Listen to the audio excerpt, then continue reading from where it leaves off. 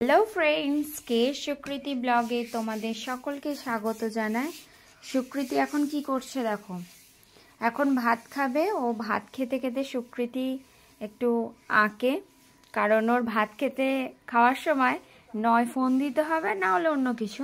ওই জন্য ফোনটা অ্যাভয়েড করার জন্যই চক কিনে রেখে দিয়েছি। সেই চক দিয়েই সুকৃতি আঁকতে থাকছে। এখানে দেখো আইসক্রিম এঁকেছে, একটা মাছ এঁকেছে, ফুল এঁকেছে।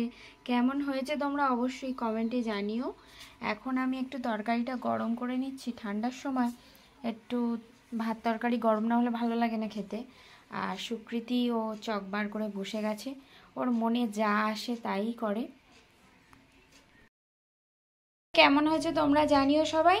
আর আজকের মিনি ব্লগটা এই পর্যন্তই রইল। টাটা বন্ধুরা।